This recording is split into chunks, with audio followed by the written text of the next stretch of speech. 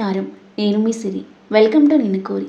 ఈరోజు కథ ప్రేమ చదరంగం పార్ట్ 26. రచించిన వారు బృందా గారు. ఇక కథలోకి వెళ్తే, వదలరా నన్ను వదులు అని ఈశాన్వి గట్టిగా అరుస్తూ గింజుకుంటుంటే తన చేతులను పట్టుకుని ఒక్కసారిగా దగ్గరికి లాక్కున్నాదో తన పెదవులతో ఆమె పెదవులను బంధించేశాడు. పెదవులు కలిసిన మరుక్షణం షాక్తో కళ్ళు పెదవి చేస్తూ బిగుసుకుపోయిన ఈశాన్వి తన పెదవుల కింద నలుగుతున్న తన పెదవుల స్పర్శకి తేరుకుంటూ కోపంగా అతను నెట్టడానికి ప్రయత్నిస్తుంది. అదో ఆమె మెడ వెనుక ఒక చేయి వేసి నడుం చుట్టూ మరో చేయి వేసి మరింతగా దగ్గరికి లాక్కుని గాఢంగా కిస్ చేస్తూ తొలి ముద్దు రుచిని చవిచూస్తాడు.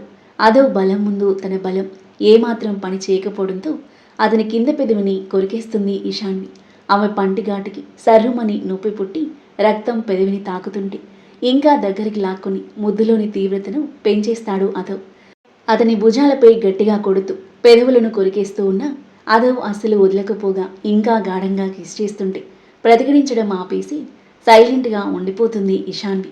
ఆమె కూలవడంతో అర నిమిషం పాటు సున్నితంగా తన పెదవులను కిస్ చేస్తూ ఆమెకు తొలి ముద్దు రుచి చూపించిన అదవ్ ఆమె పెదవులకు స్వేచ్ఛనిచ్చి శ్రీమతి పంటి ఘాట్లతో ఎర్రగా కందిన తన పెదవులను బొటనవేలితో తడుముకుంటూ ఈశాన్వి వైపు చూశాడు. ఎర్రబడిన మొహంతో చంపేసేలా చూస్తూ హౌ డేర్ యూ అని అతని మీదకి చెయ్యెత్తగా ఆమె చెయ్యి పట్టుకుని ఆపాడు అదవ్. సారీనే, నీ కోపాన్ని కంట్రోల్ చేయడానికి కిస్ చేశాను తప్ప వేరే ఉద్దేశంతో కాదు. మన ఫస్ట్ కిస్ ఇంత వైలెంట్గా ఉంటుందని అస్సలు ఎక్స్పెక్ట్ చేయలేదే. బట్ ఈ తీయని నొప్పి కూడా చాలా బాగుంది అన్నాడు అల్లరిగా నవ్వుతూ. ఈశాన్వి కోపంగా తల తిప్పేసుకుంది. అయినా అంత కోపమేంటే బాబు, పువ్వులా సుకుమారంగా ఉండేదానివి ఇప్పుడు ఫైర్ బ్రాండ్లా తయారయ్యావు. నేను చెప్పేది కాస్త శాంతంగా వినొచ్చు కదా. బెడ్పై కూర్చొని ఈశాన్విని తన ఒడిలోకి లాక్కున్నాడు. ఏం చేస్తున్నావు? ఈశాన్వి చిరాగ్గా లేవబోతుంటే ఆమె చుట్టూ చేతులు బిగించి కదలకుండా పట్టుకున్నాడు. మిస్టర్ అదవ్రానా, ఏంటిది అంది కోపంగా. నిన్ను వదిలేస్తే శివంగిలా మారి వీరంగం సృష్టిస్తావు. నేను చెప్పడం అయ్యాక వదిలేస్తాను. అప్పటి వరకు బుద్ధిగా కూర్చోవే నా బంగారం కదూ అన్నాడు అసహనంగా చూస్తుంది ఈశాన్వి. నువ్వు అనుకుంటున్నట్టు నేనేం వాళ్ళతో కలిసి ఎలాంటి ప్లాన్లు వేయట్లేదు. అసలేం జరిగిందంటే అని జరిగింది చెప్పడం మొదలుపెట్టాడు అదవ్. 4 గంటల క్రితం అవుట్ హౌస్ ముందు ఆగిన కార్లో నుండి దిగింది మనస్విని. తన కోసమే ఎంట్రన్స్ దగ్గర ఎదురు చూస్తున్న మూర్తి నమస్తే అమ్మా అంటూ తన దగ్గరికి వెళ్ళాడు. నమస్తే మూర్తి, ఏదో ముఖ్యమైన విషయం అన్నావు, ఏంటది? లోపలికి వదండి మేడం, మీకు బాగా కావాల్సిన వ్యక్తి మిమ్మల్ని కలవాలి అన్నారు, అందుకే రమ్మన్నాను. ఎవరు మూర్తి అంటూ బయట కారు ఆగడంతో తొంగి చూసిన మనస్విని కారులో నుండి దిగిన తన అల్లుడిని చూసి షాక్తో నిశ్చేష్టురాలైంది. కళ్ళు పెద్దవి చేసి మూర్తి వైపు చూసింది. అవును మేడం, మీ అల్లుడు గారే మిమ్మల్ని కలవాలన్నారు. మనస్విని గుండె ఏదో తెలియని టెన్షన్తో వేగంగా కొట్టుకుంటుంది. దగ్గరకు వచ్చిన అదవ్కి నమస్తే సార్ అని నవ్వుతూ షేక్ హ్యాండ్ ఇచ్చి మూర్తి వెళ్ళిపోగా మనస్విని వైపు చూశాడు అదవ్. 2 చేతులు జోడించి నమస్కరించింది మనస్విని. నమస్తే అత్తయ్య అంటూ అదవ్ చేతులు జోడించగా అత్తయ్య అన్న పిలుపుకి భావోద్వేగంతో ఉప్పొంగిపోయింది మనస్విని. ఆమె కళ్ళలో నుండి కన్నీళ్లు జాలువారాయి. ఏం మాట్లాడాలో అర్థం కాక అలాగే బేలగా చూస్తుండిపోయింది. అత్తయ్య, నేను మీ అమ్మాయి క్లాస్మేట్స్. తను ప్రేమించి పెళ్లి చేసుకున్నాను. ఆ మాటలకు సంతోషంగా నవ్వుతూ చూసింది మనస్విని. ఇషుని 4 ఏళ్ల తర్వాత లాస్ట్ మంతే కలిశాను నేను. ఈ 4 ఏళ్లలో ఇషు లైఫ్లో ఏం జరిగిందో నాకు తెలీదు. మీకు ఇషుకి మధ్య ఏం జరిగిందో నాకు తెలీదు. ఒకప్పుడు మీరంటే ఇషుకి చాలా ప్రేమ ఉండేది, కానీ ఇప్పుడు మిమ్మల్ని చూడ్డానికి కూడా ఇష్టపడట్లేదు. దానికి కారణం ఏంటి? ఏం జరిగింది? మనస్విని మౌనంగా తలదించుకుని ఉండిపోయింది. అనాథాశ్రమంలో మిమ్మల్ని చూశాను. తల్లిగా మీరు కూడా ఇషుని చూడాలని ఆరాటపడుతున్నారు. తను దూరమైనందుకు బాధపడుతున్నారని నాకు అర్థమవుతుంది. ఆ రోజే మీతో మాట్లాడాలి అనుకున్నాను, కానీ కుదరలేదు. ఏం జరిగింది అత్తయ్య? ఇషు మీ పట్ల ఎందుకలా ప్రవర్తిస్తుంది? మీరు మళ్ళీ పెళ్లి చేసుకునేందుకేనా? వేరే కారణం ఉందా? కళ్ళ నుండి నీళ్లు తప్ప నోట మాట రావట్లేదు మనస్వినికి. అత్తయ్య, మీలాగే ఇషు కూడా లోపల చాలా బాధపడుతుంది. మీరిద్దరూ మళ్ళీ ముందులా ఉంటే అందరం హ్యాపీగా ఉంటాం. మీరు మళ్ళీ పెళ్లి చేసుకోవడాన్ని నేను అస్సలు జడ్జ్ చేయను. అది మీ personal decision. I respect your decision. మీకు అల్లున్నైనా కొడుకునైనా నేనే. అల్లుళ్ళ కాదు, కొడుకులా అడుగుతున్నాను. మీ ఇద్దరిని దగ్గర చేయాలని బాధ్యతతో అడుగుతున్నాను. ఏం జరిగింది? ఇషు మీకు దూరం అవ్వడానికి కారణం ఏంటి? నేను ఇప్పుడేం చెప్పలేను అల్లుడు గారు, చెప్పలేను. కన్న కూతురి చూపుకి నోచుకొని దురదృష్టవంతురాలి నేను. మీరు నన్ను మీట్ అయ్యారని ఇషుకు తెలిస్తే మీ ఇద్దరి మధ్య సమస్యలు వస్తాయి.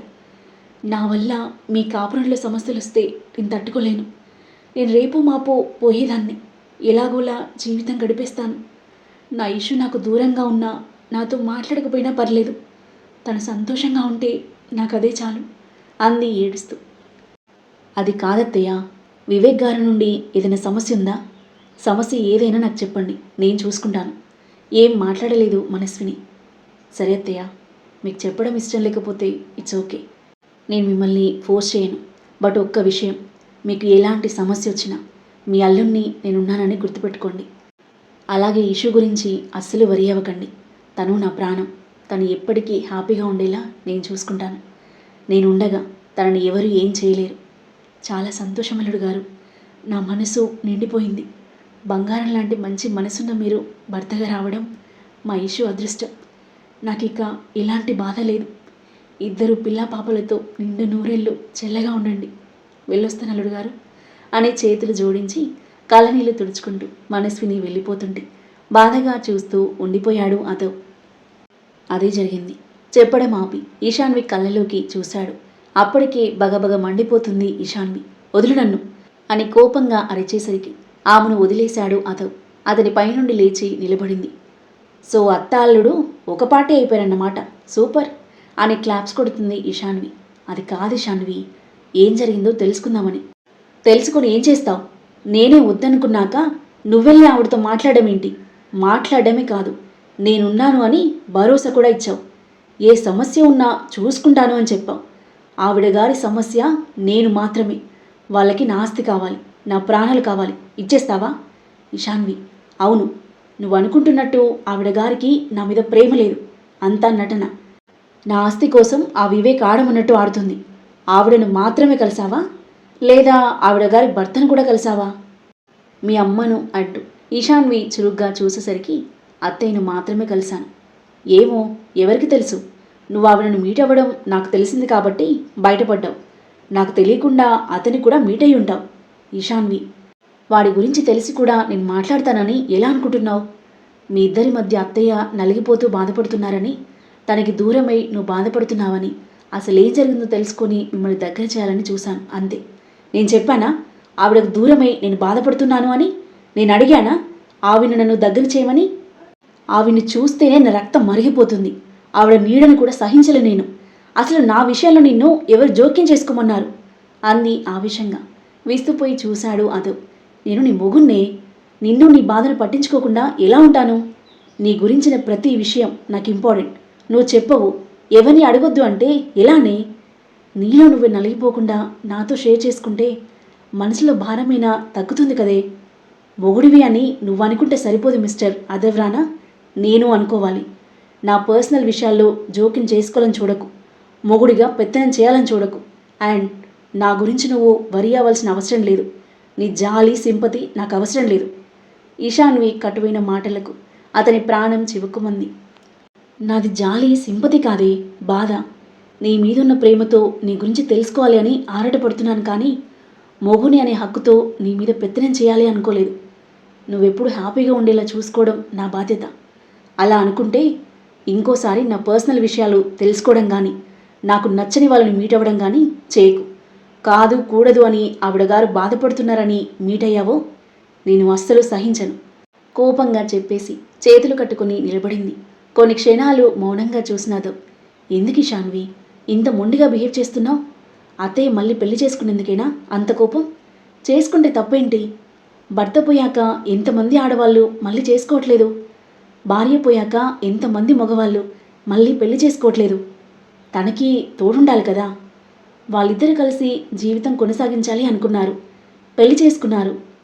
అత్తయ్య ఒంటరిగా మిగిలిపోకుండా తనకు తోడు దొరికినందుకు హ్యాపీగా ఫీల్ అవ్వాలి, కానీ తనని దూరం పెట్టి బాధ పెడతావా? వివేక్ మంచివాడు కాకపోతే వాడికి సరైన బుద్ధి చెప్పాలి, కానీ వాడి మీద కోపాన్ని అమాయకురాలైన అత్తయ్య మీద చూపిస్తావా? ఇనఫ్ అని గట్టిగా అరుస్తూ పక్కనే ఉన్న టేబుల్ను లేపి పడేయడంతో దడేల్మని శబ్దం చేస్తూ టేబుల్ కింద పడిపోగా దానిపై ఉన్న ఫ్లవర్ వాస్, గ్లోబ్ లాంటి డెకర్ ఐటమ్స్ ముక్కలయ్యి చెల్లా చెదురుగా పడ్డాయి. అదవ్ తెల్లబోయి చూస్తున్నాడు. ఎవరమైకురాలు? తన గురించి నీకేం తెలిసని మాట్లాడుతున్నావు? మా నాన్న ఎలా చనిపోయాడో తెలుసా? ఆగ్రహం ఆవేదన కలగలిపిన ఫీలింగ్తో ప్రశ్నించింది ఇషాన్వి. హార్ట్అటాక్తో కదా?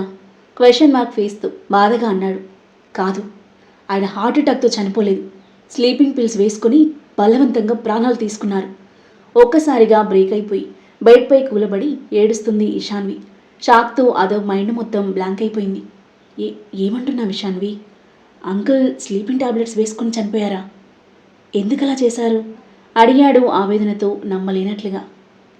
ఎందుకంటే ప్రాణంగా ప్రేమించి పెళ్లి చేసుకున్న భార్య ప్రాణ స్నేహితుడు కలిసి చేసిన నమ్మక ద్రోహాన్ని తట్టుకోలేక ఆ మాటలు చెప్తున్నప్పుడు భరించలేని వేదన ఆమె గుండెల్లో నిండితే ఆ ఇద్దరిపై భయంకరమైన కోపంతో కళ్ళు నిప్పు కనికల్లా మండిపోతున్నాయి. వివేక్ మామయ్యకి ఫ్రెండా?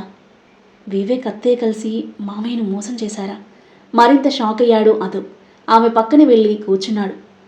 నమ్మక ద్రోహం అంటే ఏం చేశారు అని అడిగాడు మెల్లిగా.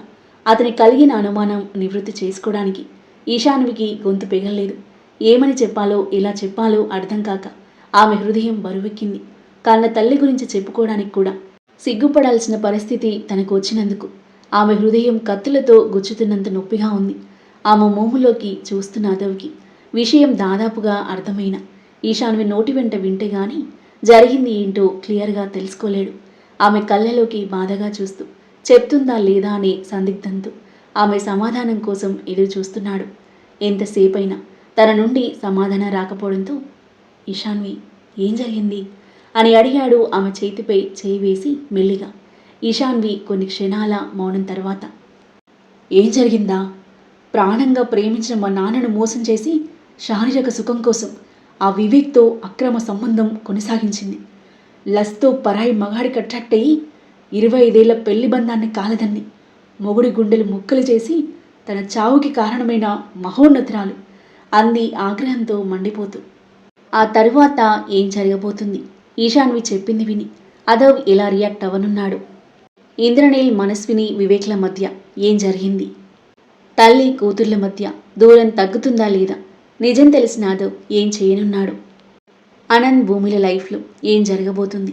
అద్భుతమైన కథనంతో ఊహకందని మలుపులతో మనసును హత్తుకునే సన్నివేశాలతో ఎంతో ఆసక్తిగా సాగే ఈ కథ యొక్క నెక్స్ట్ ఎపిసోడ్ కోసం మన నెక్స్ట్ వీడియో చూడండి.